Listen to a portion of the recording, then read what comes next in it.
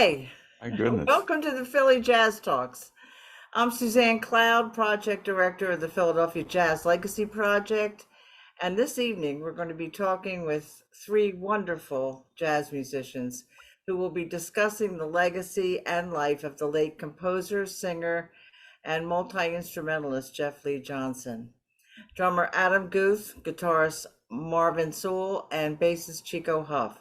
These musicians worked and played with Jef over the years and greatly felt his loss, along with many of us, when he died at the age of 54. But before the storytelling gets started, it's important that you know these jazz talks are brought to you by the Philadelphia Jazz Legacy Project. We're an organization whose mission is to establish a permanent jazz archive for Philadelphia area jazz artists and the community at large through recordings, video interviews, manuscripts, and material culture like photographs, programs, posters, anything that relates to Philly jazz and its history. And right now, the Jazz Archive is at home at the Bloxon Collection at Temple University. And I'm sad to say that Mr. Charles L. Bloxon just recently passed on. He was the first curator of the African American collection at Temple University. And we do mourn his loss. I also want to thank the Philadelphia Cultural Fund for partially sponsoring these talks and the people and attendees who support us with their donations and through this series by attending it. We appreciate it very much. To get reminders of our events and other Philly Jazz Legacy work, please go to our website at phillyjazzhistory.org and sign up for our monthly newsletter. I'd like to say something for those of you here tonight that did not know this incredible human being and musician. Born in Philly, Jef Lee Johnson began his career playing gospel music in the 1970s. But he gained recognition when he moved to New York, where he played with Ronald Shannon Jackson's group, Decoding Society. He also played with McCoy Tyner and many others. His first recording was with Philadelphia violinist John Blake Jr.'s 1985 album, Twinkling of an Eye. And thereafter, Jef was the sought after session player for almost everybody in Philly. His credits include artists as diverse as Billy Joel, Teddy Pendergrass, Phyllis Hyman, Jamaluddin Takuma, myself, George Duke, The Roots, Erykah Badu, Stanley Clarke, Jeff Beck, Aretha Franklin, Al Jarreau, James Garner, Mariah Carey, and his last tour that he was touring with was Esperanza Spalding. In the mid 1980s, he worked briefly as the lead guitarist in Paul Schaefer's World's Most Dangerous Band on Late Night with David Letterman, and I can tell you right now, he hated it. In the 1990s, Johnson was a member of the Philadelphia funk band Gut Bucket. He was also a member of the Soultronics, a band that backed neo-soul icon D'Angelo on his 2000 tour, and which also featured members of The Roots, trumpeter Roy Hargrove, keyboardist James Poyser, and bassist Pino Palladino, and others. He also toured and recorded with the fusion band Reverie, which included Gerald Veasley and Mark Knox and Jim Miller, and it was quite the band. Johnson recorded several albums, mainly on the Dreambox label as a leader. He was a prolific recording artist. He turned out maybe three CDs a year, beginning in 1995 with Blue. In 2008, he contributed to the album Rediscovering Lonnie Johnson, a tribute to the late bluesman. The following year, he released the two-disc set Longing, Belonging, Ongoing, and a tribute to Bob Dylan, The Zimmerman Shadow. Knowing and playing with Jef was like living within the spirit of music itself, for me. He was always surprising, always loving, and it has been impossible to forget him, like I never would want to anyway. So this is going to be a labor of love tonight for all of us, I'm sure. Now, to introduce tonight's guest, drummer Adam Guth has been holding it down on the Philly scene for over 35 years. He's worked with such Philly luminaries as Jamaluddin Takuma, Bayard Lancaster's Sounds of Newest Africa, Ben Schachter's Trio of Many, the Jef Lee Johnson Band, Steve Green and the Elevators, and many more. His band Gut Bucket, active from 1989 to 1995, was led by Adam and his childhood friend Aaron Levinson. Gut Bucket combined elements of old school funk, rock, and hip hop. In 1990, they were joined by Jef Lee Johnson, who really helped crystallize the band's sound and its concept with his utterly unique approach. In 2010, Adam Guth and keyboardist Jeff Bashalo formed the instrumental funk band Resistance Message, which was rounded out by Jeff and bassist Chico Huff. Marvin Sewell was born and raised in Chicago, where he began playing guitar with the Malcolm X Community College Big Band in high school and jammed with many basement bands in the city. From there, he went on to perform with many local but famous Chicago musicians such as Von Friedman, Ramsey Lewis, Billy Branch, Jody Christian, Big Time Sarah, and Barbara LaShore. Sewell studied composition at Roosevelt University and then moved to New York City in 1990, where a few years later he became affiliated with Jack DeJohnette's Special Edition. In 1995, Marvin became a longtime creative collaboration with multiple Grammy Award-winning recording artist Cassandra Wilson. Over the next 15 years, he would become her lead guitarist, arranger, band leader, and musical director. In addition to leading his own group, Sewell is a member of the Jason Moran Bandwagon and travels the world touring with a host of amazing performing artists such as Herbie Hancock, Charles Earlin, Wayne Shorter, Chaka Khan, Brian Blade, Tom Scott, Dee Dee Bridgewater, and many others. So we have some heavy hitters here tonight, ladies and gentlemen.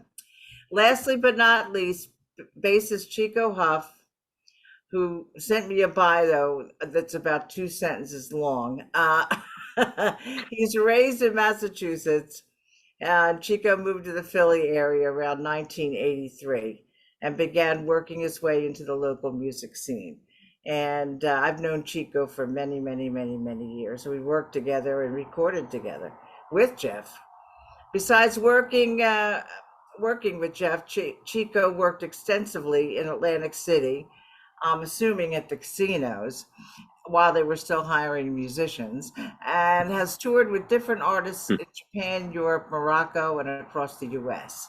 A few of the artists Chico has performed, recorded, and/or recorded with are James Taylor, Carly Simon, Pat Martino, Terrence Blanchard, Jefferson Airplane, and trumpeter John Swana. And I did want to tell Chico that Jim Miller, before he died, had secreted away tapes of myself, you, Jeff, and Jim at Eli's Pier, live tapes that we recorded there when we were working there one night. They're really way out. So maybe I'll get them together and see what we see on them. But welcome all of you. I'm so glad you could make it, and I really think we're going to have a wonderful time tonight. Okay. Well, first put up, Lou, why don't you put up some, the first picture? I mean, yeah. All right. This picture was taken by Anthony Dean. We have a couple of two professional photographers that I asked them to contribute some of their work. And Anthony Dean is one of our premier photographers in Philadelphia. And this tune you're going to hear right off the bat was a song that a lot of people say is one of his best. It's called Hype Factory, and it's the name of his CD, Hype Factory, which you can get all of his stuff. You can hear it on Spotify. So I just want to let everybody know that. All right, go ahead.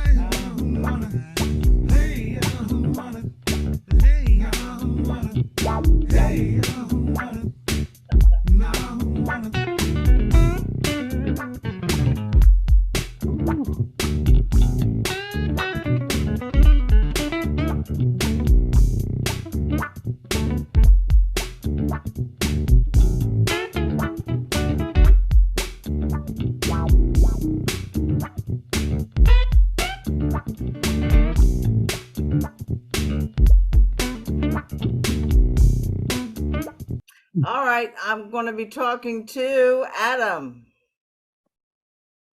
Well, lovely to be here. I know that there are a lot of people that could be sitting here right now, so I'm very honored to be in such esteemed company. So should I just start from the beginning? I guess I could do that. You can say okay. Whatever you want, Adam. It's an open season here. Well, Jef and I met in 1986. I was playing with Bayard Lancaster at the time, and I told Bayard what I was doing as far as my own work, and he hooked us up with Jef Lee Johnson. And it was pretty funny situation because I was there with my friend Aaron, whom you mentioned, my partner in Gut Bucket. Gut Bucket wasn't Gut Bucket yet, but we were starting to write songs. And Jef said when we walked in, he thought we were there to kill him, which, typical Jef, right? And we had this little 4-track cassette deck, and the rhythm tracks had already been cut, and the vocals had already been cut, and it was just a question of Jef putting his thing on it. And he pulled out that Strat of his that has the neon pink neck and all the stickers, and he made a wonderful sound as a result of that, and that was sort of our beginning. As the years went on, Jef and I realized we had a bunch of things in common. We were both really into cartoons. We were both loved to draw as children, usually cartoony type things. So I used to go over to Jef's house, and he had VHS tapes filled with every 60s cartoon you could possibly imagine. Hobart the Eighth Man, Johnny Quest, the list goes on and on. Basically, everything that was on Wee Willie Weber at the time, Philadelphians, he had it on tape. So we would just hang out and watch and just talk about music. And, you know, it was a nice friendship. You know, there was something there other than the music, just hanging out. So it was really, felt very lucky to be in that way with him. So in 1990, Gut Bucket became a reality in Philadelphia. We started recording, and we started gigging around town. And we had, you know, we were playing around with a few different members, but I sort of knew deep down that it was going to have to be Jef. If it was going to sound right, it was going to have to be Jef. So I think that's what a lot of people felt when they met Jef and heard him play and everything, you know? Yeah, and you know, anybody can attest to it. I mean, the guy could go in, hear a song once, sound like he'd been rehearsing it for weeks, and come up with the perfect parts in like one take. And you know, crazy.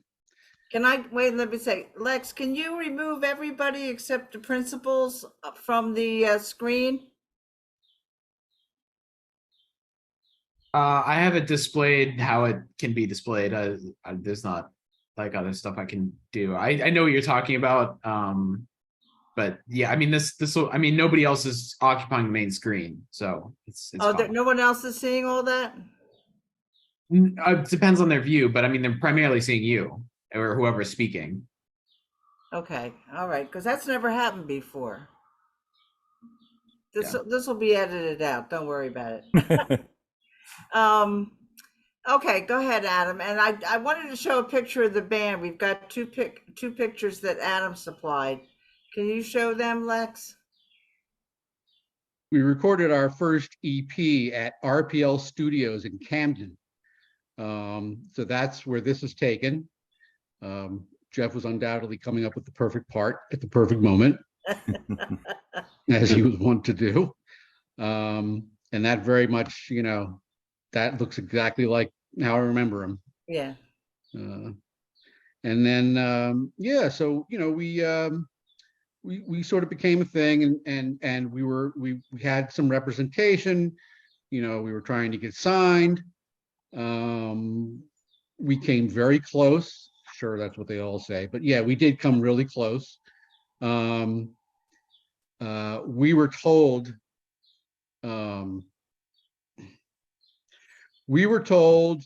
that we should let go the black guys and hire two white guys if we wanted to get signed. We did not do that. Right. That was unthinkable to us. And, you know, Jef would say periodically, look, man, just do it, you know, get this thing signed, but couldn't do it. You know, Jef would do things like, just for an example, when he was out, I guess he was out in LA, maybe he was rehearsing with George Duke, or maybe it was Chaka Khan or somebody. He flew back to make a Gut Bucket gig on his own dime, literally to turn around and go back to LA just to make a gig to get like $40. And, you know, I thought he was nuts, but of course I was also very grateful. Right. And that's just the kind of person that he was. If he was supporting, he was really supporting you. And not everybody would do something like that. I can't think of anybody else who would, quite frankly. So, you know, we played a lot. We got some momentum going. And around about 95-ish, thereabouts, after the sort of the deals went away, we just kind of petered out. Because, you know, we couldn't just keep working for $30, $40 a night indefinitely. Everybody had to, you know, make their rent and whatnot. So it just kind of, it wasn't like a breakup. It just kind of fizzled. Right. Which, well, let's see the picture of the band. there you are. Now, There they are who are these people besides yourself? with the Jeep Cherokee and everything. On the very left, that's Andre Story, incredible bass player. He did a lot of work with, I think, Billy Paul, maybe Stylistics, maybe. He was doing some of the classic R&B stuff, but he was also a biker, and he was a member of the Wheels of Soul Motorcycle Nation, which had their clubhouse at 61st and Market. And through Andre, we became the house band for the Wheels of Soul. And we would come in after hours and play these crazy gigs. Like, just imagine bikers everywhere, strippers, people ingesting everything you could possibly imagine. And we'd be there till like 4 o'clock, 5 o'clock in the morning. So yeah, that was another thing. If you feel like you need to steer me, go ahead, by the way. So, things were what they were. We were still hanging out, still friends, obviously. I played a couple of gigs with him. One was the Knitting Factory. And I believe that it was George Rush on bass. Does anybody know George? George played in a band in Philly called EDO, which was kind of a funky, quirky kind of a band. I think he lives in New York now and has been very successful on both upright and electric. And then there was another one, and you mentioned Jason Moran's thing. It was myself and Jeff and Taurus Mateen. We did that at that was at La Rose. 10 people showed up. Like the whole night, 10 people showed up. Jeff was having a major allergy attack and couldn't sing. He said, his eyes were running, his nose was running. He said, we're just going to play. So, needless to say, just playing for Jeff meant, all this genius spiritual stuff was coming out, and I was just hanging on for dear life. And it was a lot of fun. Also around that time, and we're talking late 90s now, he met Trish. And Trish was a funky, powerful, yet unassuming and chill woman who multi-instrumentalist, just the sweetest person, totally made sense, her and Jeff. And he was happy. Like, he sometimes he didn't even want to admit that he was happy, because it was too outlandish to think about, but he was. She took care of him. She made sure he ate his vegetables. She was his support system. He was hers. We played a couple gigs as a trio with Jeff on bass and her on baritone, sax, and flute. And that was a lot of fun. Then there was talk about us doing a record, and I was thrilled to even be asked. And we were basically all set to go. And then a drunk driver fell asleep at the wheel, and Trish was gone. And that was, well, as anyone can imagine, that was the most horrific thing imaginable. And he was never the same after that. I mean, how could you be? It was almost like he felt like he almost like wasn't allowed to be happy. Right. Which is like a really rough thing to live with. And I remember calling him, and his voice just sounded dead. He couldn't even talk. So I just let him go. But we played more gigs. We started Resistance Message, which was kind of like Gut Bucket with no vocals. And that was, we did some gigs. It was well received. And then it was Jeff's turn. I think it's safe to say all of us have never been the same since. Yeah. Adam, So I'd like to bring Marvin in at this point, absolutely. and then we'll all get together after everybody speaks and everything. And Lex, can you bring up the picture that Marvin sent in? Huh. All right, Marvin, you have the floor, and can you tell us what this picture is? And Yeah, it's sort of kind of bittersweet. This I can tell you exactly when it was. It was December 22nd, 2012, the day after my birthday, and this is the last time I saw Jeff. On the left is Jimmy Hazel, and Jimmy um, wanted to take a picture with Jeff, and I was like, you know, just chilling. And Jeff is the person, hey, Marvin, come up here, come up here, come up here. Come up here and take this picture with us. And he was always like that, you know, and always, very bringing you in like, hey, you a part of this, you a member of this, or something. Like I remember when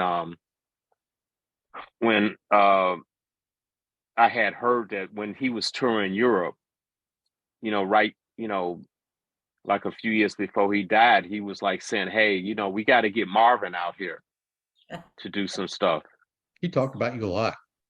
It was incredible because that cat was the world to me in a way. I mean, because I first heard Jeff in 1990. He was playing with Ronald Shannon Jackson, and my roommate Anthony Peterson was playing the second guitar. He said, man, you ought to check out this cat Jef Lee Johnson, man. He can do all of that. Because at that time I was in the Alan Holdsworth. He said, man, he can do all that slurring stuff, but it's his own thing and stuff. And I saw Jeff, I think he had like a red Strat from my memory. And he was just sitting in the corner just wailing. I was like, wow, who is that dude? And I was introduced to him. He was very quiet, subdued type of cat. And another time I had heard a radio broadcast of they were playing Ronald Shannon Jackson all day long, 24 hours. And Jeff was mostly on all of that stuff, recorders in California and, different spots. And I had the radio on and I was listening. I'm like saying, damn. So I picked up my guitar. I said, man, I'm going to see if I can, play along or whatever. I'm like saying, this dude is incredible. I said, man, I need to go back home. I mean, this cat is stupid. And then it was just like one after another, and I heard Blue, and I was totally blown away.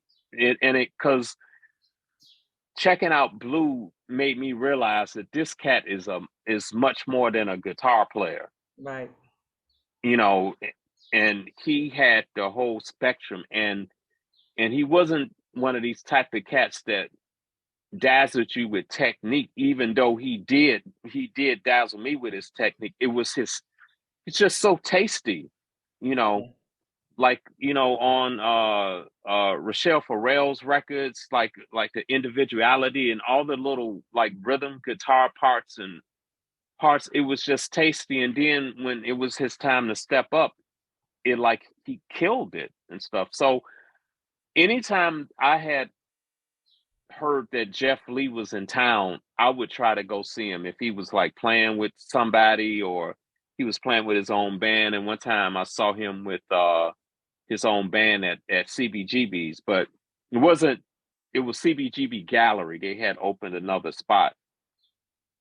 I checked that out. I was even too shy to even speak to him, because I was like, really, I said, man, why would this cat want to talk with me or anything? And then when Rochelle Farrell would play at the Blue Note, I would show up there and we talked a little bit and stuff. I remember when he said, man, tell me something good. And I said, well, blah, blah, blah. Oh, that's not good enough. Tell me something else.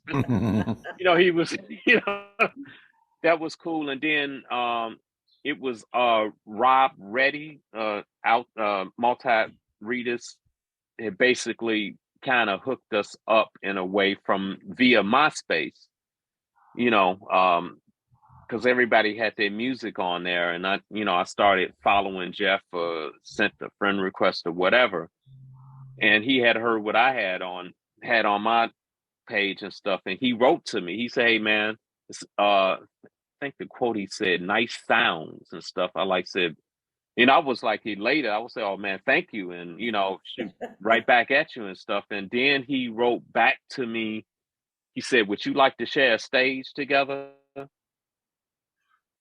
And I wrote back. I said, "Hell yeah!" But I was scared. If I can curse, I was scared shitless. I'm like saying, "Damn man, I don't know if I can hang with this dude." This cat. And someone told me, they said, "Look, he's an incredible musician, but don't turn down that offer. It's because that cat is going to make you a better musician." Right. Just by being around him playing. And we did a series. One of the first shows I did with me and Jef as his group and my group was at the Knitting Factory. That was the first one. Sort of like August of 2007, I believe.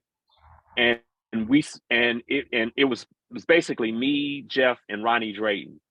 But Ronnie Drayton wound up sitting in with us. He didn't bring his own band and stuff, because I think at that time Ronnie Drayton was dealing with some stuff with his son and stuff like that, with his son being in prison. But anyway,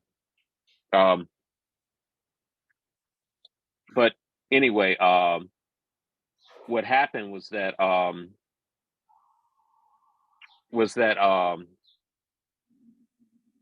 we played that show, and what wound up happening, we wound up emailing each other the whole night to about 5 a.m. Oh. Because we were just kind of just blown away. I said, "Man, I'm listening to your solo on Sizzling," and I was like, "Man, how does just the freedom in his playing and the flow of ideas." And I remember one time, I think Chico was on this gig. We played at this spot in Brooklyn. I forget the name of the spot. Jalopy, yeah. And Jef had it worked out where Jef played first, and he played so much stuff that I was like, "Man, how in the hell I'm gonna go up here and play? What the But I got up there and I did what I did, and maybe a month later we were hanging out. He was like, "Man, you play some nice stuff on that King Snake tune." I said, "Really?" But he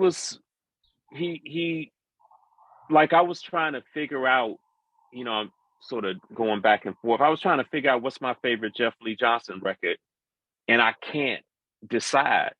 It's because I like Saint Somebody and Blue. Then I think the record Things Are Things, and it just every tune is in song, and I haven't even scratched the surface with his lyrics. Oh, I know. Mhm. Well, Marvin, it's Brilliant. Marvin, since you're mentioning Blue, why don't we Mhm. play the selection that I chose from Blue, because it's one of my favorite tunes, and whenever I requested it from Jef when we were working together, he'd always get so tickled when I asked him to play "Still Ain't Seen Irene," and so Oh, that's yeah. so that's the next. We're gonna hear that, and then we'll go back. Oh, I've been searching high and higher, far below and in between. Oh, I've been hither and yonder, still ain't seen Irene. Not one crevice, cove or crawl space that I haven't spied.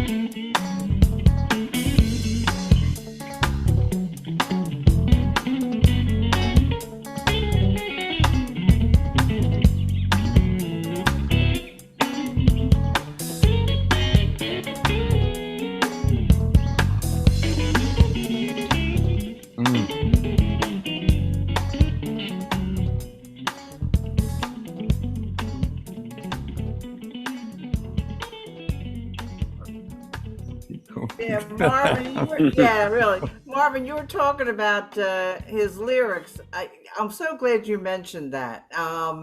He was stupendous as a lyricist, and he seemed to grasp what a pop song should be too. I mean, he could Mm, easily just put out the pop song, and I mean, that just rings to me, along with a lot of his other stuff. And the reason why we could play the whole song here is because a lot of times his songs were short with all those yeah. CDs. Yeah, go ahead. Can you talk about his songwriting? Uh, he, j- I mean, his songwriting, like one of my favorite tunes on that Blue record was "So Fine." Oh yeah, I mean that tune blew that it when I first heard it like in the 90s. I at that time I think I was working at Tower Records. When I really started listening to that record, I was on the road with Cassandra Wilson maybe a year later. I was like saying, man, this cat is a I remember one cat, Anthony Peterson said, man, is he the fifth Beatle or what? I mean, what yeah. I mean he is I mean we I was like blown away. Let me there's a That's like you the know gift. The gift is a song like that too. Yeah. mm, It's for you. yeah, there's another tune that I really like. The Day the Stars Fell from the Sky and burned the world. That's from Saint Somebody. And Right. I mean it's I mean he had a way. The thing that I liked about Jeff, he had all of the pop sensibilities, but he had all the the interest in harmonies, the sort of what people would call out, Yeah. but it was in there. It all made sense. Even like the parts that he would come up with, like lines and stuff, it was quite well orchestrated, with guitar parts, with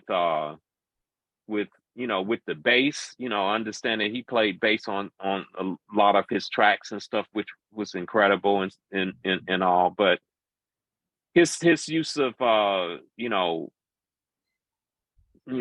using a certain form or suiting his own thing and stuff, like I can't even I need to actually even like study it more and stuff. Sometimes I listen to a lot of Jeff, but sometimes I have to pull myself back. It's because I feel like, okay, you're gonna copy his stuff and you're gonna wind up being a Jef Lee Johnson clone, which I don't he wouldn't like that and stuff, but you know, but yeah, I just admire the fact that he could be commercial, but I don't want to use the word quirky, but he had his own like harmonic information or melodic information that he used that made it sound interesting. It wasn't like none of his stuff was like simple. It might have had basic chords in there, but like the form and the way they were used was Right. quite interesting. Yeah. He was, to me, he was never corny. He was always hip, no matter what kind of music he was playing or what Yeah. ideas. I'm gonna go to the next one, Lex, and this is before you start playing it. It's which yeah, okay. Before you start playing, let me introduce this. Yeah, stop. Um, this is it's funny. I just heard Adam talk about how how Jeff would like fly in for a $40 gig, and I had hired Jeff and his band for one of my jazz shows in Collingswood. Paid $100. That's it, and he flies in from. He was touring with Esperanza Spalding, and he was in Texas at the time, so he flies in. Um, he talks about that when he gets there. Chico was with him on this video. I encourage people to ask the musicians questions about creativity and that sort of thing. And I'd like you to hear hear how Jeff spoke about creativity in his music, and then he plays a thing with Chico, and it was pure Jeff, pure Jeff. And go ahead, but Music includes theory and math, but it is not of theory and math. It's supposed to be on an emotional level. The actual music is supposed to be on an emotional level. Sue teaches and Jim teaches, so they probably say stuff like, you learn the rules and then you throw them away. Okay. But you have to know when, yes, you have to know the rules first, you have to know when it's time to throw them away, because some people throw away the rules. But like the gig with I'm actually still on tour with Esperanza now. I just came up to do this song. And I'm going back, and most of everybody, even there's all kids in the band. She's a kid, and her teacher's in the band, and her teacher's younger than me. So I'm like, wow, so I'm like the old, I was like, hey, what did you do in the '40s? What you doing? Little Wing, Brazen, compared to what? Can we do all three of them at the same time? Yeah. Even better. I like that first cut on the newest one, Black and Loud. How you got wicked on the guitar.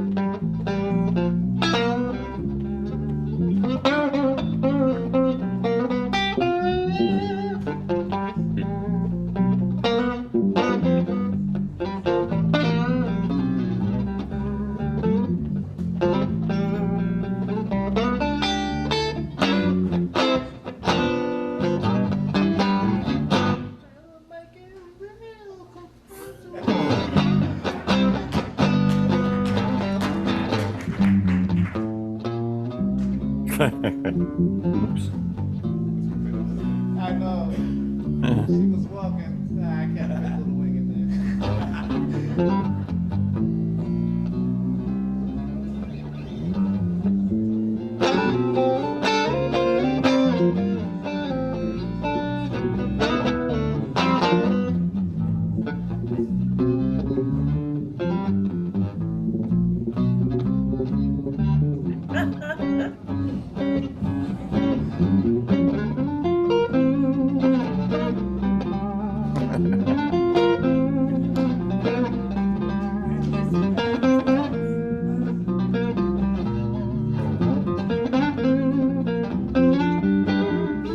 How would you explain what jazz is? okay, you can cut that off now, Lex. All right, now it's your turn in the barrel here, Chico. Let's talk about and yeah, talk about when you first met him and anything you want.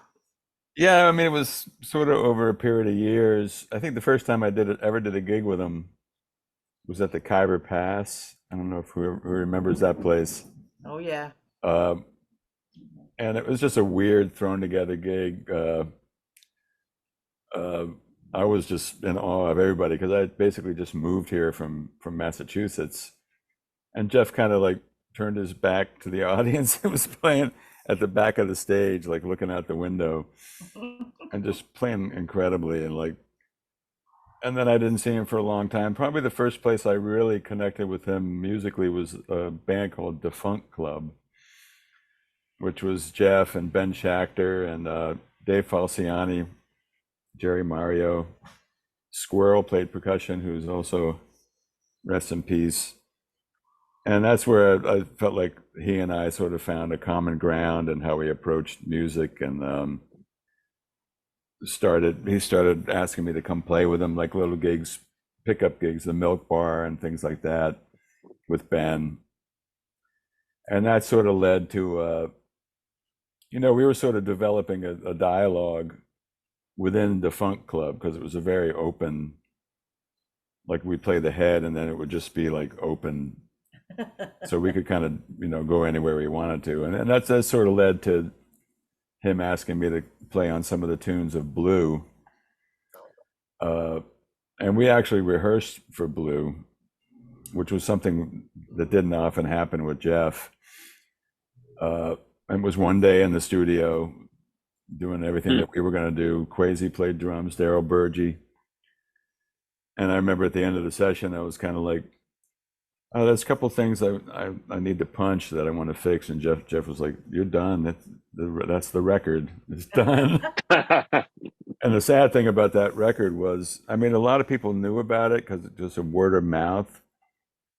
But as far as I know, that record label pretty much fell apart soon after. They funded the album to be made and pressed. But then the record company, as far as I know, kind of went away after that. So as far as like any kind of distribution or anything like that, but I kept running into people that were saying like, oh man, Blue, man, that's all we listened to on the road. And, it was just like and some of that album is him playing bass. Like you can sort of tell the songs that he recorded at home and the more live sounding songs were the ones that we played on as a trio. But it was a weird experience because we rehearsed and we, got it pretty tight. But then when we made the record, I was in a booth and Jeff was in a booth, and I had a little window in my booth, and I could see the back of Jeff's head. The drums were out in the main room, and so as far as like any sort of like, what are we going to do here or anything like that, it was just like 1, 2, 3, 4, here we go, like record the songs, and whatever we get is going to be the record. Like, so I'm glad that it came out the way it did, and that it sort of stood the test of time. And then sort of gradually, he was still using Charles on bass for some stuff, and it kind of, when I sort of properly became, playing more in his trio, there was a gig in Morocco, and I think Charles didn't want to go, or he didn't want to fly, something like that. So I did it, and it was me and him and Ted. And for them, that point on, I started doing more gigs with them, and I traveled a lot with them overseas. We did France a few times, did Belgium, and like you were talking about, like how his songs were short. Like take for instance, Irene. Yeah. When we did that on the gig, it was like 25 minutes of playing. Always, like any of those songs. Yeah.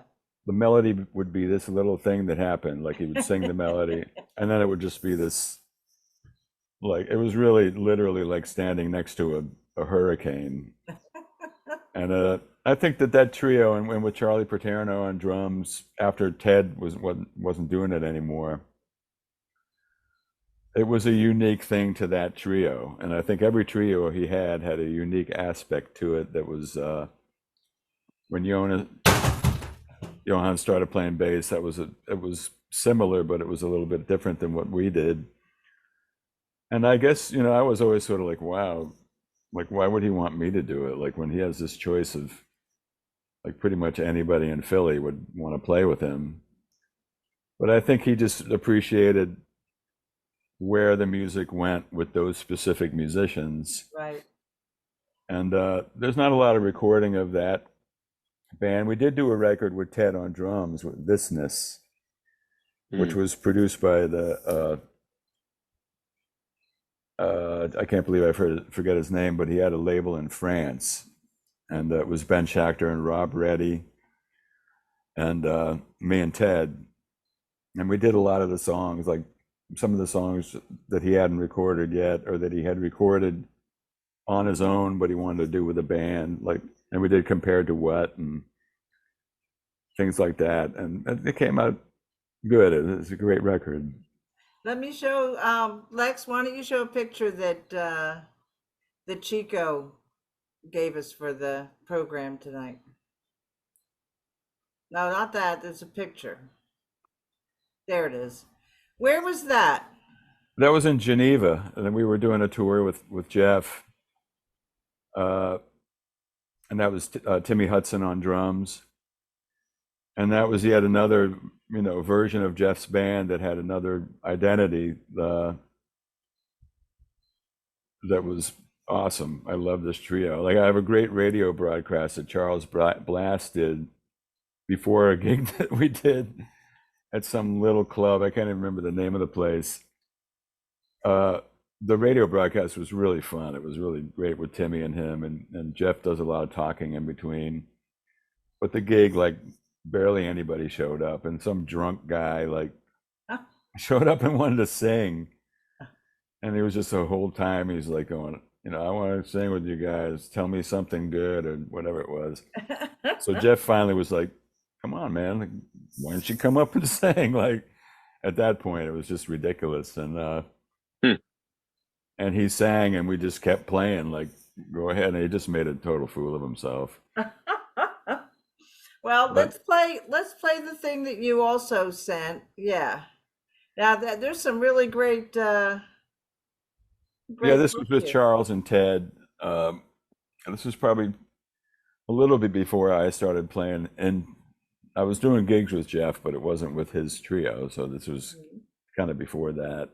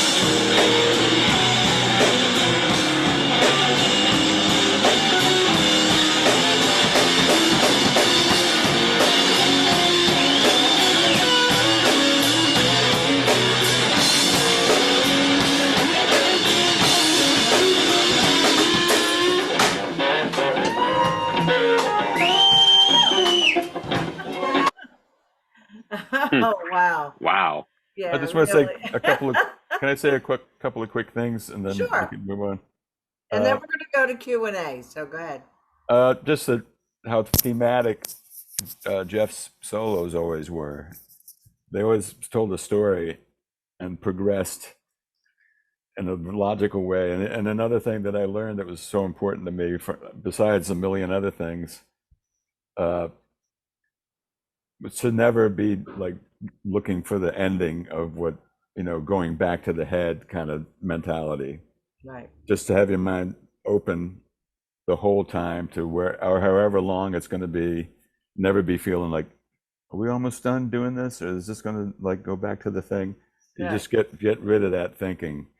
And it's just like, you'll know when it's time to move on.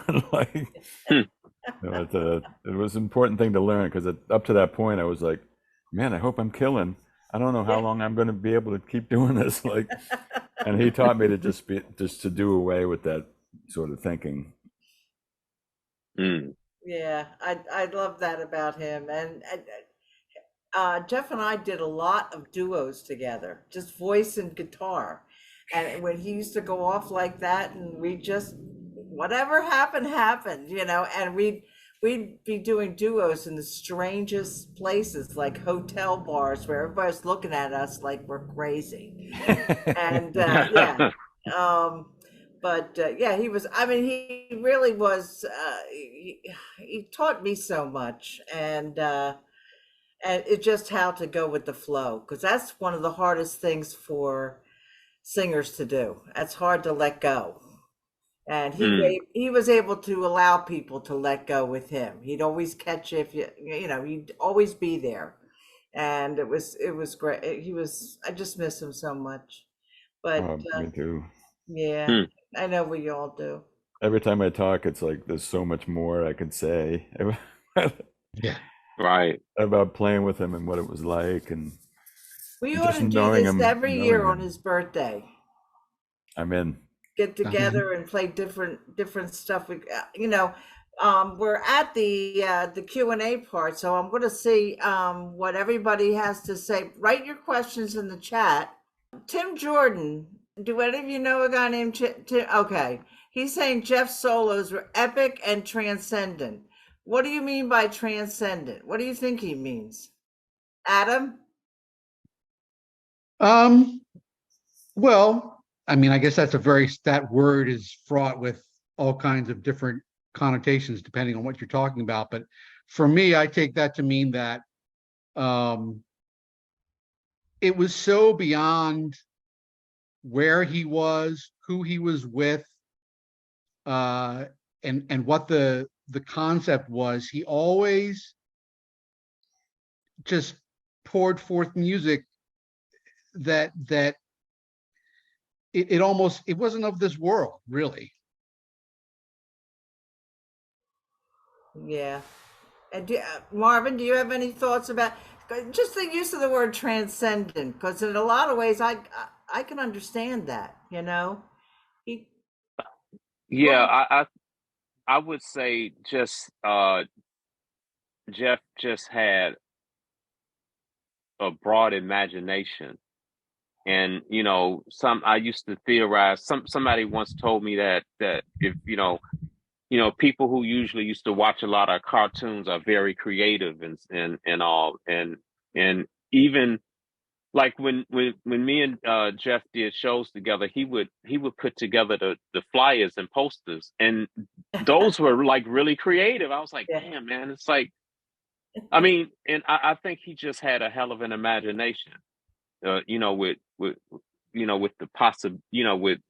possibilities and possibilities and possibilities and development and development and development and all of that. So, I can see what Adam means, almost like beyond this world, is because it's almost like he was just an explorer, and he visited a black hole and found some stuff in there, and then went somewhere else to another, to some quasars and stuff like that, and found some stuff in there, just kept pulling it all out and stuff, and it says a lot for somebody to be in touch with their own with themselves to even pull that type of thing out. It's because a lot of times I know for me is sometimes I get in my own way and stuff, and sometimes a lot of artists or just people in general get in their own way, but for me, the way Jef played, it was like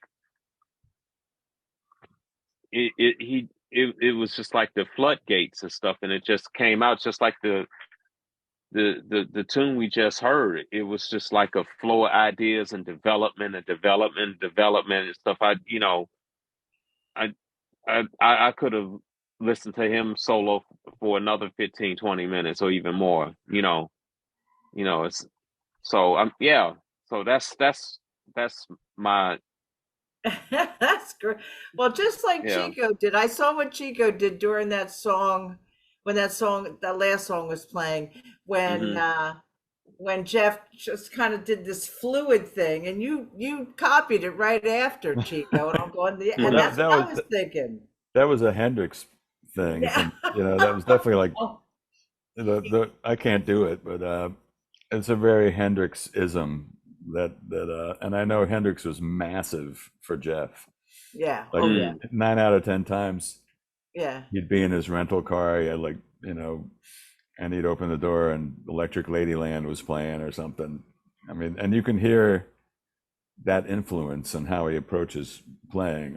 And for me too, Hendrix is one of my number one all-time most important, Right. musicians. And but yeah, I Okay. mean, just really quick about Transcended, I would lose myself when we would play, like when it would start going off, I was gone. Like I was not conscious of me up there playing, because I was just surrounded by sound and harmony and melody, and uh, it was one of the few gigs where I felt that feeling, like I was gone. Yeah, sometimes I'd forget to play, and I'm like the Right, drummer, and I have to Mhm. keep things going, but I'm like sitting there like a spectator. right. You hear something that you feel Mm. like, Yeah. Yeah. oh, I gotta Yeah. play. All right, let's see a couple more pictures here. This is by a fine photographer. Um, this is Jef by his music center. Mark Staley, and this is you can see in the picture. He's got some of these goofy stuff on his. He used to have a real tall statue in his apartment. What was that? It was a big cartoon character. Who do you guys remember? Yeah, it was. That was a. I want to say Not Bugs Spider-Man? Bunny. Bugs Bunny. It Oh, was Bugs it? Bunny. Was it? And these are some great photos. Now let's see the other one, Lex. Oh, that's a great one. Mm. Now That's here's that. the one. That's the guitar. Yeah, That's Adam. the the guitar, guitar yep. that Adam was Mm. saying with the stickers on it. I think Jimmy Hazel has that now. Oh, Yeah. And I ended up with this guitar that has just paint splattered all over the body. It's upstairs, but they had like an estate sale, and I know Marvin has one of his guitars. Mhm. But just kind of, I remember doing gigs with Jef, like that photo that I shared. He's playing that guitar with the paint on it, right. and so I just have to make sure I play it every day. Do you? That's wonderful. Well, I guess I'll tell you, I remember when I found out that he had passed, because I had seen him like a month before, because he had come to Jazzbridge because he needed help with he had diabetes and he needed some help with his monthly A1Cs and everything. And I'd gone over to his place in Germantown, and I could tell he was just not at his top. He didn't look well.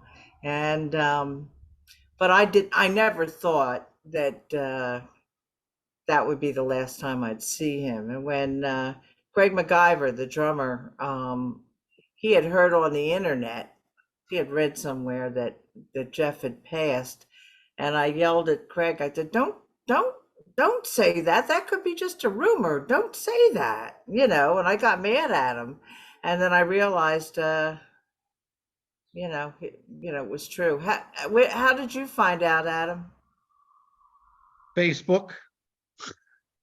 I mean, people just started posting, and I was like, "What?" And then I called him and confirmed it. And yeah, but Facebook, the early days of Facebook. Yeah. How about you, Chico? How I heard about his passing? Yeah.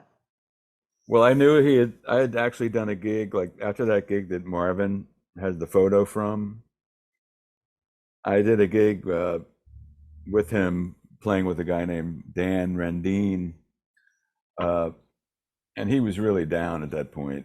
I don't want to talk too long. I don't want to take up too much time, but and part of it was because he was really hoping that there'd be a good turnout at that Blue Note gig, and there just kind of wasn't for him. And he was just sort of like, "I'm not going to play my own music anymore."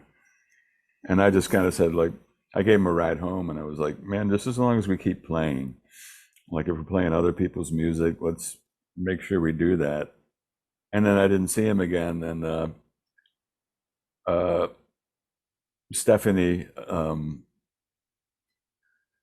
posted something on Facebook about like somebody needs your prayers right now, and I was like, "Shit, that's him." And I private messaged her to ask if it was him, and he was in the hospital. I'm sorry. All right. But he passed like the next day after that.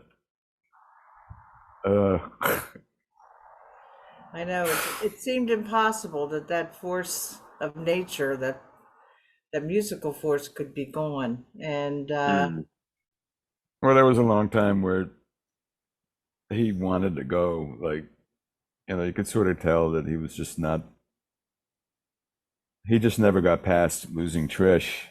yeah, And he would get a lot of that out in the music. And I think, yeah, for the average person who didn't know him, there was a lot of grief and a lot of like yelling at the world yeah.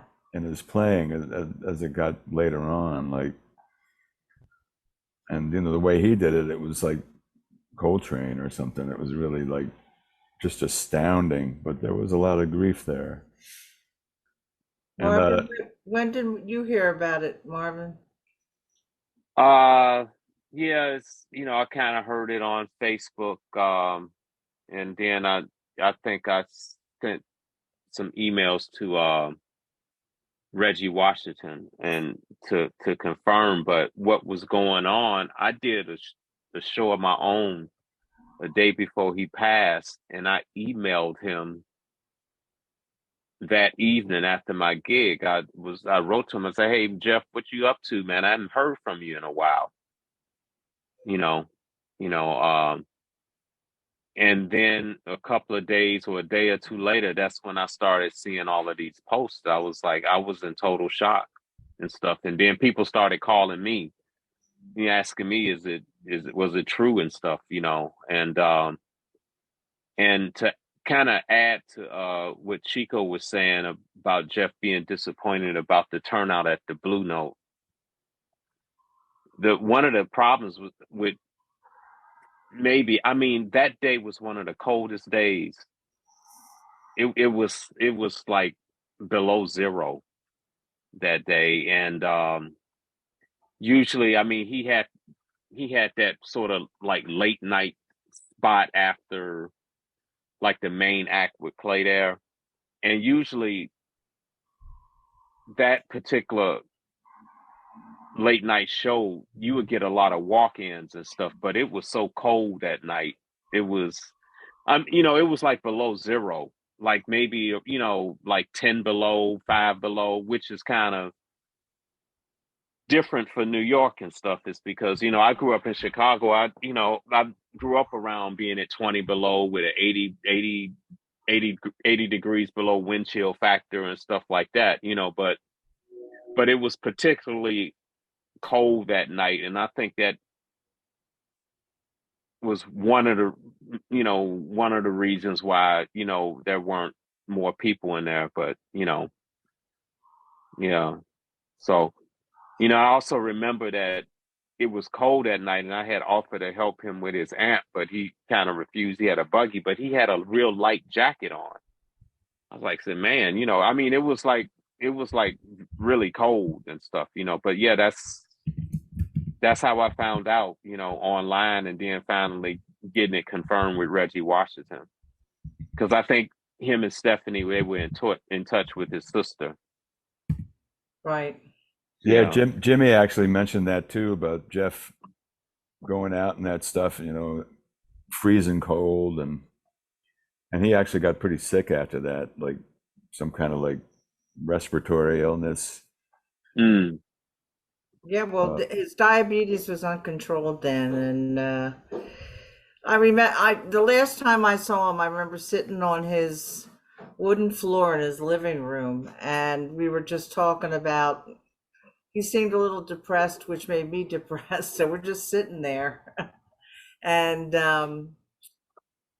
just talking about, spirit. He was asking me about spirituality and all this kind of stuff, and I gave him my blood pressure cuff that I brought with me, so he'd have it. And I just, it's, I don't know. I still haven't worked out the meaning of why he was in my life at all, the true meaning. You know what I mean? I still haven't worked that out totally. But I want to thank all of you for doing this today on his birthday. I'm Marvin Sewell, Chico, Adam, and I'm going to put up some important links that you guys can check out. I've got Marvin's website at the top, Chico's bio, which I found online, and Adam's LinkedIn account.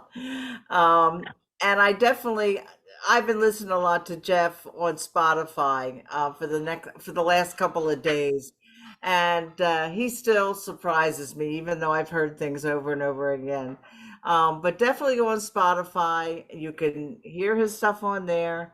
And He's on Apple Music as well. Huh?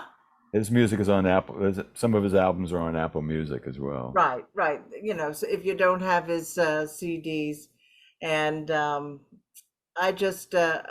glad everybody came out tonight, and this will be on our YouTube channel after we edit it for some of the snafus we went through. Okay, let's have a last screen there, Lex. Once again, your tax-deductible donation will help the community build the Philadelphia Jazz Archive that everyone will enjoy. So check us out on the web, sign up for our newsletter. And again, I want to thank you, Adam Guth, Marvin Sewell, Chico Huff, and I hope everybody who came tonight listen to the music more. Listen to these gentlemen here too, what they have to offer, and I'm sure Jef will be cheering you on. So anyway, good night, everyone. Good night. Good Thank you night. so much. Thanks you. again, Suzanne. Thank for doing you. this. We're Yeah. great, everybody. You really, what a wonderful birthday present.